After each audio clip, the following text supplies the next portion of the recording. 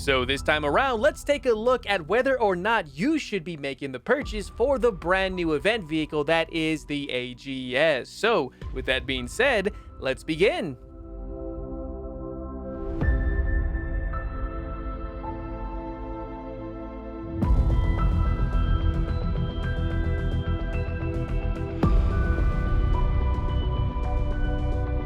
So welcome back to a sort of talking head video where this time I tried to convince you whether or not you should be making the purchase of the American AGS. Now, before I go ahead and get started, a quick little word from, I would say today's sponsor, but in all technicality, I'm my own sponsor today. And yes, I did turn on the face cam to make this just a little bit more personal. Now, I did recently reactivate my Patreon account, so if you guys want to go ahead and find a way to directly support the channel as opposed to my 3% off discount for War Thunder, there you go, there you have it. There's no lock content whatsoever. It's just behind the scenes stuff, more of this, more of my face, more of stuff that you would see in the background, and my editing and so on and so forth. All the base stuff, everything that you see and you're used to is going to remain the same, I promise you. Also, one more thing too, don't act surprised that you're finally seeing my face for the first time, okay? I advertise my Twitch channel every single day here on the YouTube side of things, okay? So yeah, I know, bad hairline, beard, face doesn't match voice. I get it all the time. So anyways, back onto the AGS side of things, yes? The American AGS was basically the end result for the ground forces part of the festive event, which happens every single year around the same time and shouldn't really come as a surprise to anyone. But what does come as a surprise is whether or not it's worth its current going price in the player market, because unfortunately, if you missed out on the event, which I don't really know why you would, assuming you have an actual life, unlike myself, the vehicle itself was relatively simple to acquire. All it did require was a bit of your time, though now the only way to acquire said vehicle is in the player market, and I believe as of the time of this video's recording, it does sell for about 32 Gaijin coin, which that number is probably going to be the lowest you'll ever see it at. So from here on out, guys, it's only going up and up. And no, this is not going to be a detailed overview video of said vehicle because I've already done that. Now, I will have a little card listed right above here if you guys want to go ahead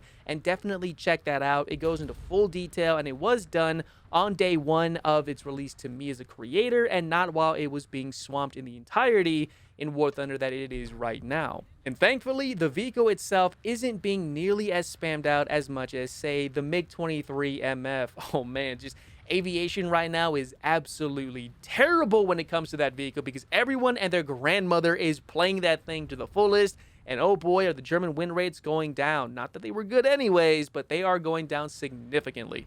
So anyways, a couple of things I did miss out when it came to the actual AGS that I didn't explain in my previous video was how it was going to perform in the long run. Now that I have put in a couple dozen hours in the actual vehicle itself, and trust me when I say I've gotten several nukes and have enjoyed this vehicle very, very deeply simply because of its very unique playstyle and the fact that it looks incredibly unique. As you see right here in the background footage, this is the skin that you were able to unlock with it, assuming you went up to the 11th star, I believe it was, or I believe it was the 12th one. I'm pretty sure it was the 11th one. And it does make the vehicle look pretty damn good too. Not totally original, but for the most part, the vehicle itself is incredibly unique. It is a turretless, or excuse me, a crewless turret design, much like you would find with the Stryker platform that we have here in War Thunder, except that you have a very small platform. It's a vehicle that you can carry all the ammunition in, and you don't have to really worry about ammo detonation because this vehicle just does not have that much armor. But this is what I like to call an opportunistic vehicle, meaning that you have good speed, you have good firepower, you use it to the fullest extent, and by the way, you have bad sights too. You move up very quick, you put yourself in a cheeky, sneaky position, and you engage the targets in pure detail, although you only have 8 rounds to the ammo stowage, which means that you should make your shots count. The C76A1 round is the top shell for this vehicle and is the tier 1 shell for the Stryker platform, and in truth, it can hold its own incredibly well, and it's been something that I have found to be very reliable on this vehicle. It's flat, it has good base pen, and it does pretty much get the job done. It's not something to be super excited about, but it's not something to be really doubtful about. So that means if you find this vehicle, there's a very good possibility, if the player knows what they're doing, even remotely understand the vehicle and the Sable type, you will lose that fight incredibly quickly. So when it comes to firepower of this vehicle, it is matched to its battle rating 9.3, which means that it is a very good shell type, at least in my opinion. Mobility of the vehicle isn't that great. Yes, you do go up to 72 kilometers an hour, which is very substantial, although it doesn't have great torque. So when you start off at the very beginning of the game, you're going to have to wait until the vehicle picks up its full speed until you can finally use this vehicle appropriately to get to early game positions. As for the armor, let's be honest here. This is considered a light tank, which means that you have no armor to speak of. Although, just because you have no armor doesn't mean this vehicle isn't, I wouldn't say, well protected. You do have an incredibly sloped front plate, which means that you will be bouncing quite a few shots. In fact, if you look at my previous video, I did bounce quite a few shots in this thing, even from the terms. Now, the manga round isn't inherently that great against 60 degrees, which means that you will be bouncing quite a few rounds in this vehicle. Anything below that, DM23, 120, 105, okay, maybe not the 120 version, the 105, DM13, 120, you will bounce those rounds. I wouldn't say reliably, but enough to make you just a little bit comfortable with this vehicle, at least to continue the fight. Now, that's some of the good parts of this vehicle. Let's talk about some of the downsides. You have pretty not so great gun depression. It's better than the Russians, but it's not as good as you would well imagine for being a vehicle with a turret that doesn't have crew inside of it. You have -8 degrees of gun depression and +12 of elevation, which means that you won't be using this thing to really snipe anybody. You don't, or excuse me, snipe helicopters, aircraft, low-flying aircraft, etc. At least I have been able to be successful with it. And you don't have a 50 caliber machine gun to act for, I guess, the extra elevation to engage those aircraft. You do have only a 7.62 coax and a 7.62 quote-unquote anti-air gun, which is unfortunate. And let's not forget to talk about the gunner optics, which in my opinion is one of the greatest negative bits about this vehicle. It is a fixed 8 times sight with a sight FOV of 9 degrees. That is very terrible. But when you have a vehicle like this that is, of course, an event vehicle, it does make a lot of sense, especially seeing that you have great firepower. It is a small type of vehicle, or a very small profile vehicle, and it has, of course, a very, very good turret, which means you have no crew in it, means that you can take some good hits in this thing. Although you may lose the barrel in the breach, it beats losing your tank in its entirety. And let's be honest, you shouldn't be rushing with this thing at all. You should be using this as an opportunistic vehicle, meaning that you're going to be sniping, you're going to be flanking, you're going to be spanking, plain and simple.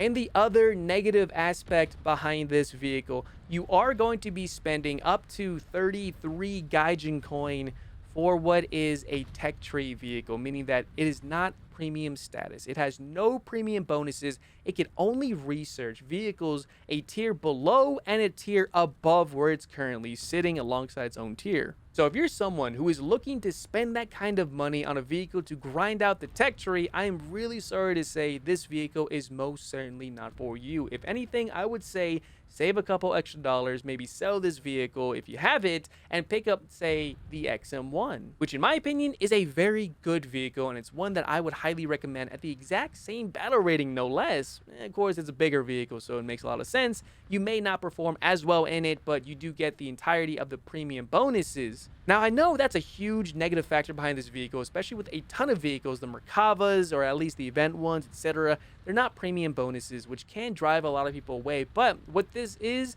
in my opinion, a type of vehicle that fits in a couple areas, which is, it is a lineup vehicle. You have a fantastic 9.3 American lineup, and you do have a relatively unique vehicle with great vehicle performance in firepower, mobility, and oddly enough, even protection because of that sloped upper front plate. And the biggest thing, at least for me, is, of course, the unique factor. That's something that I actually really enjoy very much, because I'm at a point in War Thunder where I like to collect these vehicles for my own, I guess, collections.